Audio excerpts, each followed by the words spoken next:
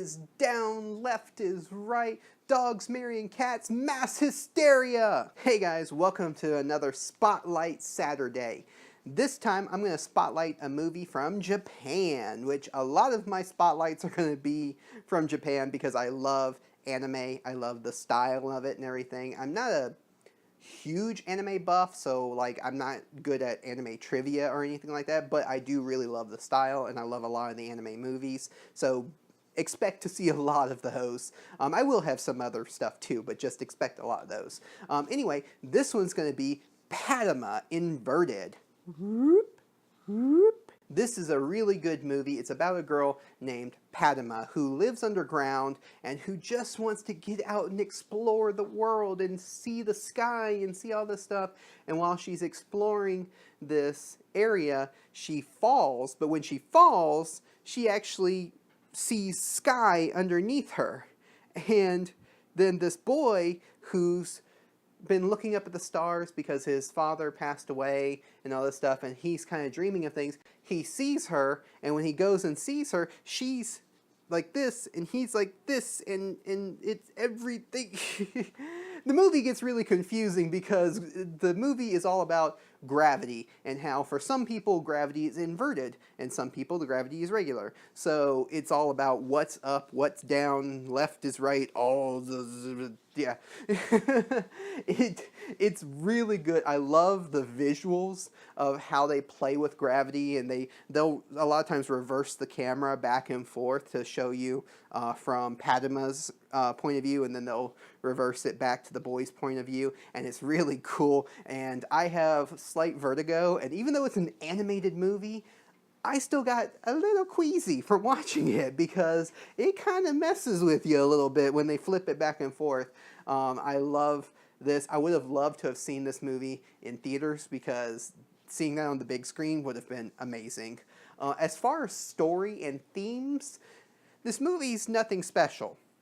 Because it's just a post-apocalyptic story, which we've seen a dozen of those nowadays, and you know how the people are divided by classes. The people who live underground, who are the inverts, they are beneath, you know, literally and figuratively beneath the people who are on the surface, and there's a lot of prejudice, and they're separated and all this stuff, and it's nothing that we haven't seen already. Like I said, a lot of movies that are coming out right now, like Divergent and Maze Runner and especially Hunger Games, how they all deal with those themes, and they actually, some of them do it a little bit better than this movie. This movie isn't really all that special as far as the story, but the strength of this movie is not in its story, it's actually in the visuals, and the visuals are amazing. One, the artwork is amazing, which a lot of Japanese movies really, you know, the animated movies are really beautiful. They just are. That's just the way that they do. They really take their animated movies seriously. Something I really wish that the United States would do more, because we don't take our animated movies as seriously as we could. I mean, you do have some Disney and Pixar and DreamWorks, but still, the way that Japan views their animated movies is almost like they're living paintings, they're moving paintings, and so everything's just so beautiful and so well done. Even the not-so-good movies are still beautiful to watch, and this movie is one of those. And that's something really special about this movie that I wanted to talk about, because it highlights something that, one of the reasons why I love animated movies,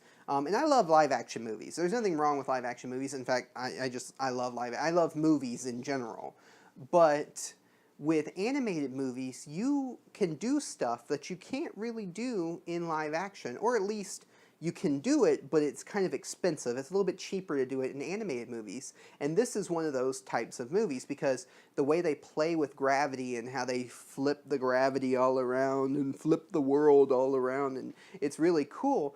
But if they were to try to do that in a live action film, it's really expensive to try to do those things. I mean, even if you look at the behind the scenes of Inception, a lot of the behind the scenes footage of how they did the hotel scene with Joseph Gordon-Levitt and how gravity was kind of warped and stuff there, it was really expensive and really hard to do. Whereas in an animated film, all they have to do is just draw it, and so their imagination is limitless. I mean, they can just do whatever they want in an animated film, and so that's why I really love animated films. Like I said, this film, nothing special as far as story. The voice acting, I watched the English dubbed version. I have nothing against watching a movie with subtitles, and sometimes I will, but with this movie it was just easier. That's the version I found, and so that's the version I watched. And the English dub really wasn't very well done. It kind of got annoying. The background music in this film is really cool. I love, it's not too distracting and everything, but I also love they use the background music as part of the comedy, because there's a little bit of comedy in here too. And there's a scene, and it doesn't spoil anything for the movie, but there's a scene where the boy, and I forget the boy's name, but every time he goes to walk away, Patema like stops him, wait, wait, wait, and then he'll walk away, and wait, wait, wait, and every time he goes to walk away, the music will just lift up, and it's, ah, na, na, na, na, and every time she goes, wait, wait, wait, it just stops. The music just stops, and it's so funny. It adds to the humor of it. If you've seen the scene from Young Frankenstein with Gene Wilder, and how the woman, the maid, or whatever she was, every time she goes to walk away, she'll turn back and it's like, how about a glass of water? Maybe a brandy?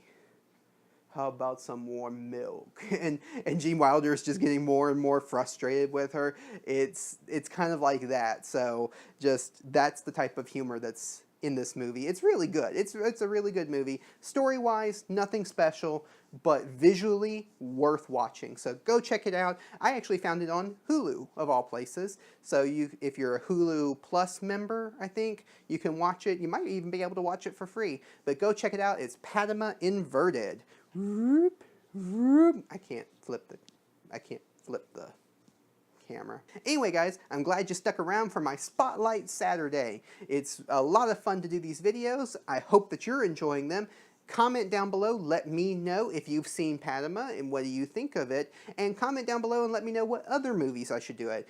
And like always, if you're not subscribed to my channel, be sure to hit the subscribe button. Go ahead, do it now, because you don't want to miss any of these things. I've got a lot of things coming up. I've got throwbacks and spotlights and a whole bunch of stuff, a top 10 list.